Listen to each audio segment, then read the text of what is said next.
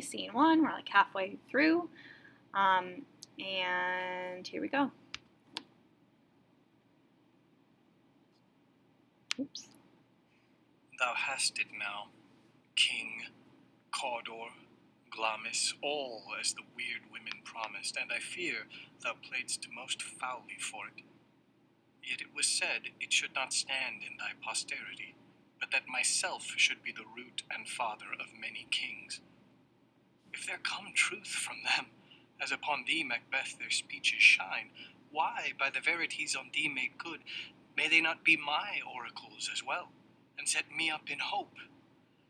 But hush, no more. All right, so this is really important. Banquo says he's alone, and he says, thou has everything. So, thinking about the prophecies, all of them have come true. But the most important thing is he says, I fear thou playest most foully for it. So, I know that you did something wrong in order to become king. So Banquo gets it. But he's also kind of wondering about the witches then, because he says, if the witches were telling the truth about Macbeth, then, what about what they said to me? And he's grappling with that a little bit. So then there's a trumpet that sounds, and then enter Macbeth, who's been crowned king at the end of Act 2. Lady Macbeth, who is obviously now queen, and then all of the other, thanes and attendants and all of that.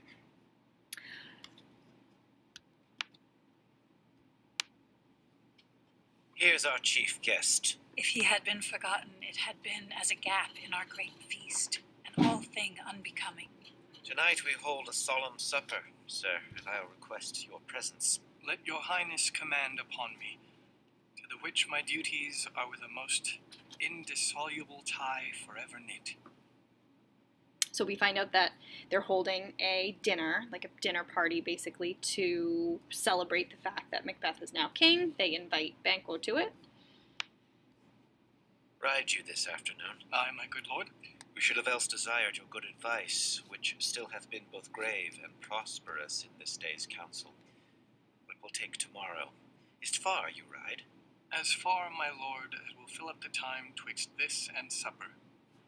Go not my horse the better, I must become a borrow of the night for a dark hour or twain. Fail not our feast. My lord, I will not. All right, so if you look really closely, Macbeth is very concerned about where Banquo is going and what he's doing. So Macbeth says, are you going out riding? He says, yes. How far are you riding? So he really wants some of these details, and you'll see in a second why that is. And he says, don't forget about our party tonight.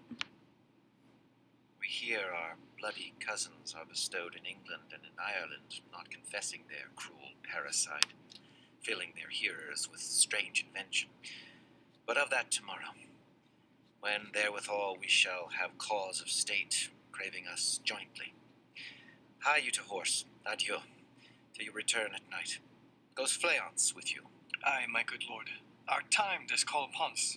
I wish your horses swift and sure of foot, and so I do commend you to their backs. Farewell.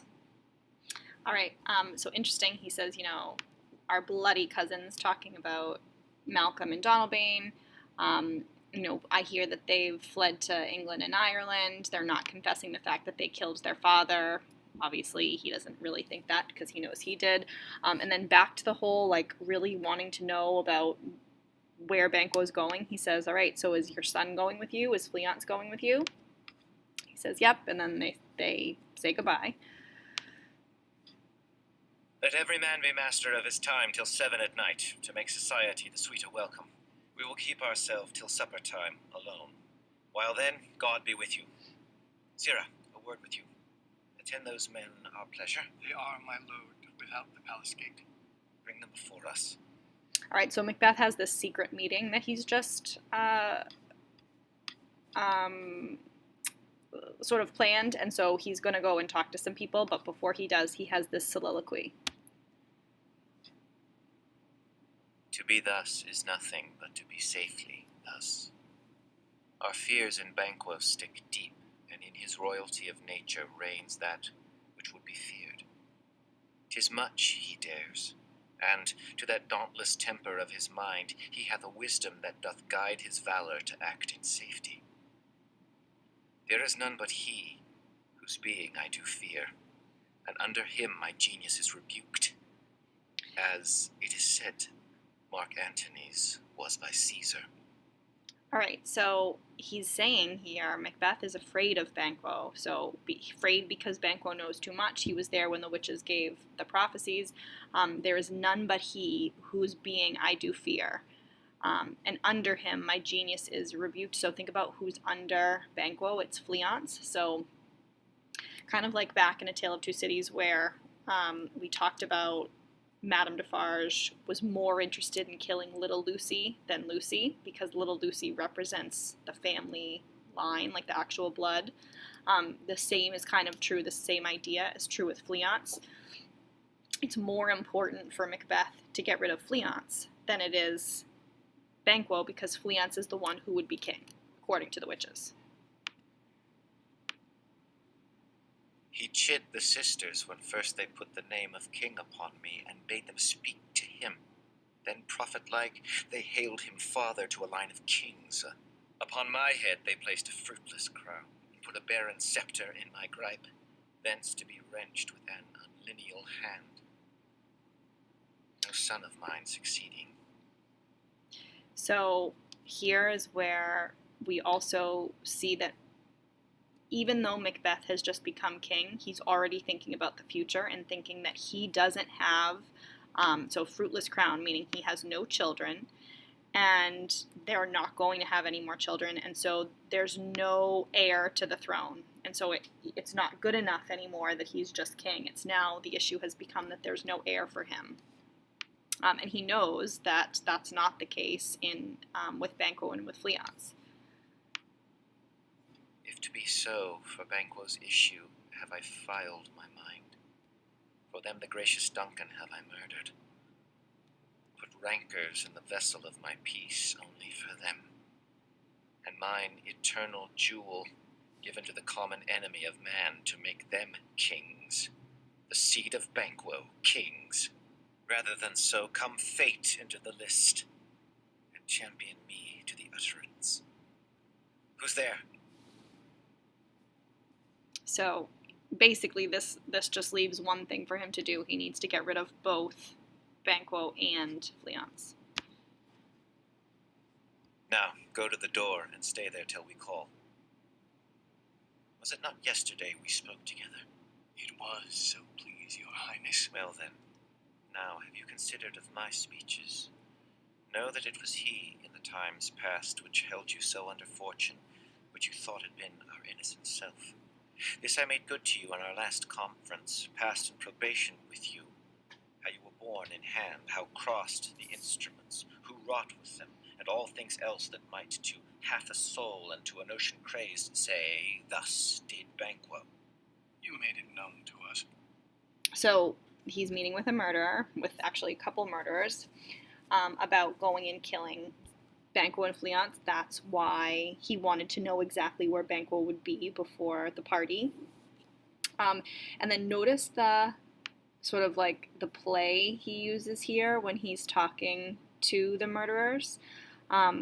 He says, I want you to know that it was he in the times past which held you so under fortune.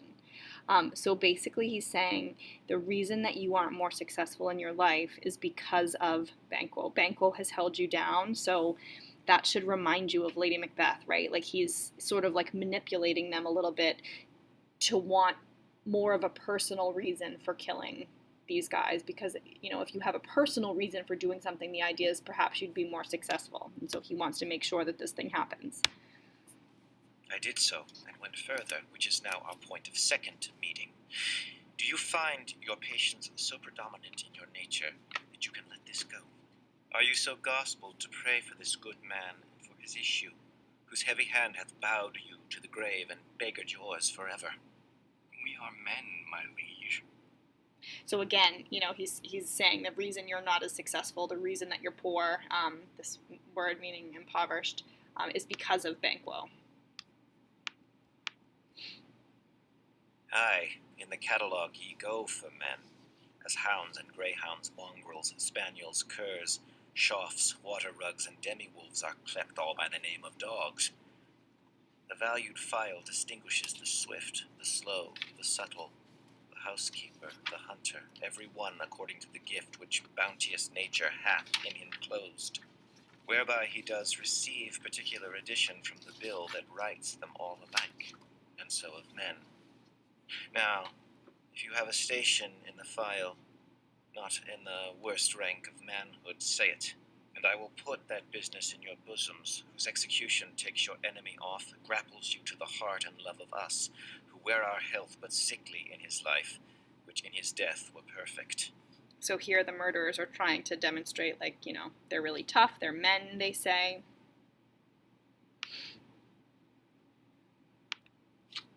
I am one, my liege, whom the vile blows and buffets of the world have so incensed that I am reckless what I do to spite the world.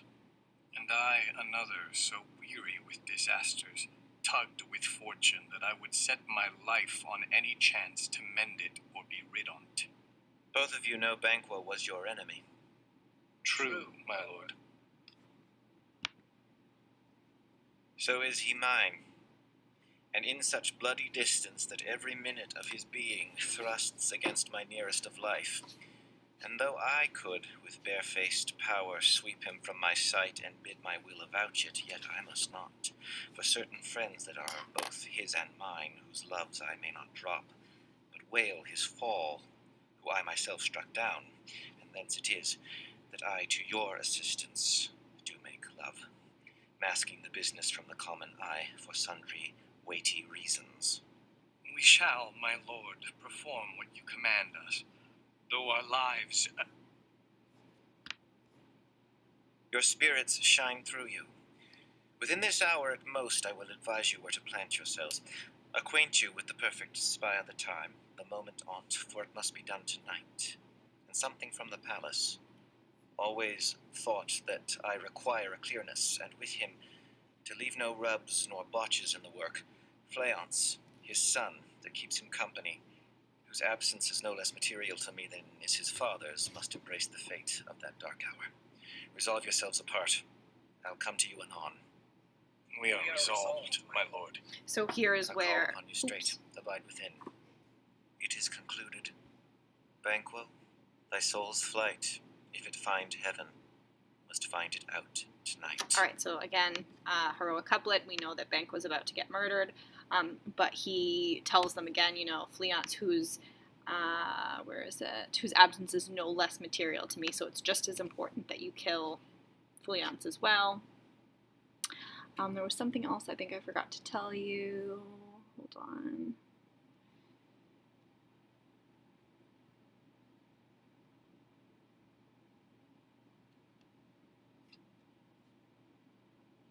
Nope, I think that's it. All right, so we're done with this scene.